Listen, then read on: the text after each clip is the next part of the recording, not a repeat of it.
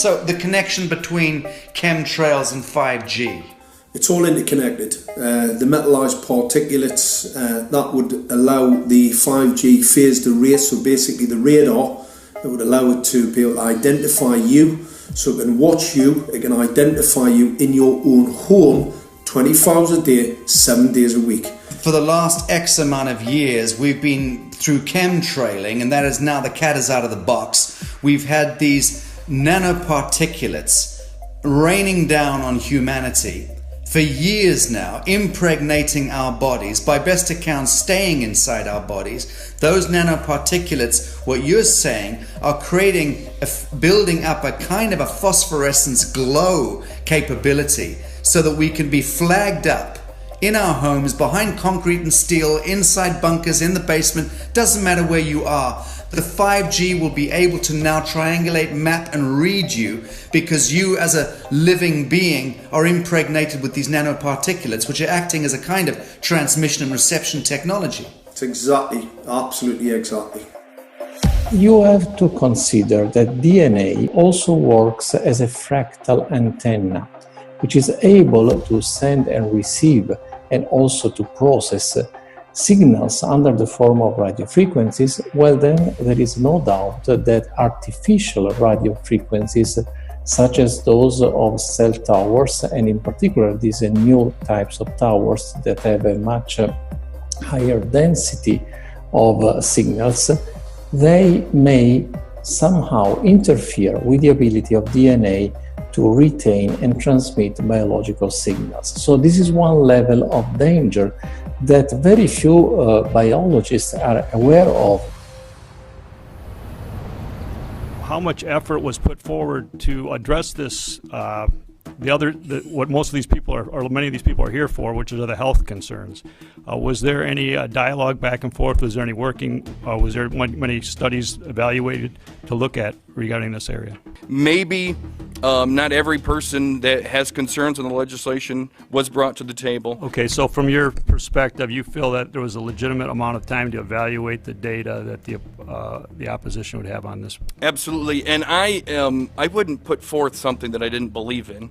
And I'll tell you, as I mentioned earlier, and it's been commented several times amongst the panel here, this is truly an economic development issue. Our 3-year-old, again at home, is outraged when we pull out the driveway and he's not able to access Wi-Fi.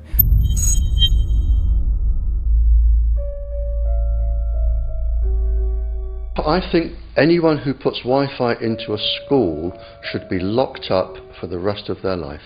I really do. I think they're not fit to walk on the surface of this planet because they haven't looked at the research, and whatever incentive they have, it is not worth the genetic problems that parents are going to face with their children when they're born.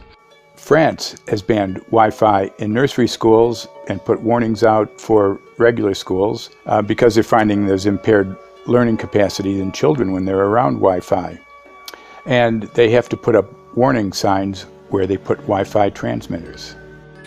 When I got sick and I learned that they're putting Wi-Fi in the schools in Israel, I was very sick at the time, but I could not tolerate the thought that children in the schools will become as sick as I have. And after a few months of correspondence, I submitted a Supreme Court case in Israel to ban the use of Wi-Fi in the schools and replace them with wired network. The 4 top diseases that kill our children, our young adults right now, are brain tumors, thyroid cancer, testis cancer, rectal cancer, everywhere we put our cell phones. And a lot of our children are sick and they're being misdiagnosed and mistreated because the wireless industry has put billions and billions of dollars in the past 30 years to mislead the public as to the health effects and keep the public uninformed. We are performing an experiment on children.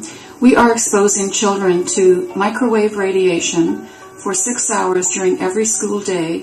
We have had absolutely no studies looking at the long-term effects of this radiation on young people or even on adults. A considerable amount of research shows that developing brains and bodies of children are much more affected than adults. And there are clear indications of a link between increased electromagnetic fields and autism spectrum disorders. We took 10 autistic children and went back to the sleeping location where the mother was when she was pregnant with that child and compared it with the sleeping location of a mother that gave birth to healthy children. We had 10 mothers in that group, 10 mothers in this group, and in the group of the autistic children, we found that the measurements that we got for the microwave exposure was elevated compared to the group of children that were normal. The fetus is affected. The exposure to man-made electromagnetic fields has become the first factor that could be isolated ever in autism that could predict autism.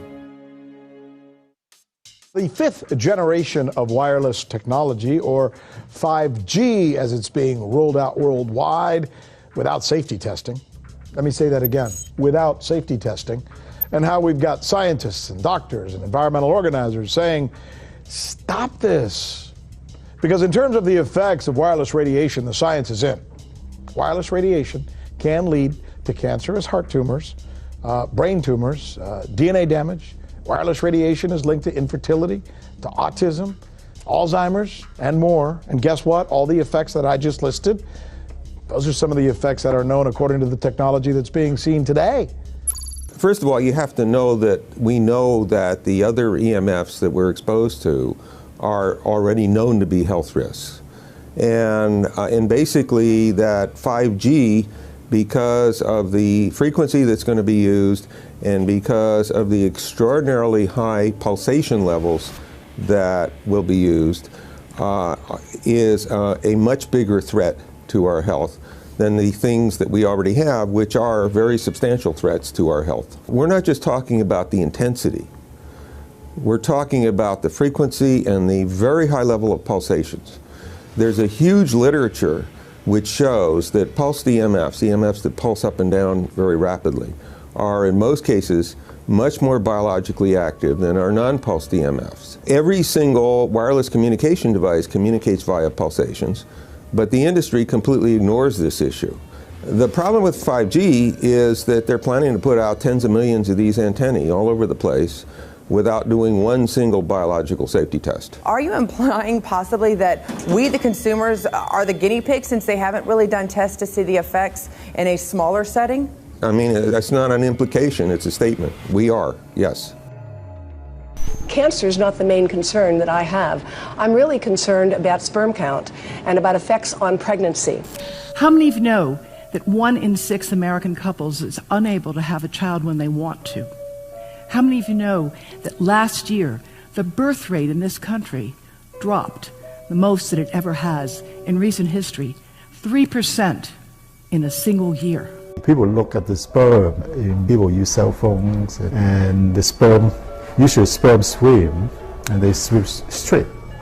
But if you expose them to radio frequency, mobile phone waves, they swim in a circle. Studies have been done here in Australia, taking sperm from healthy men. And one test tube gets exposed to cell phone radiation, and one test tube is not exposed to mobile phone radiation.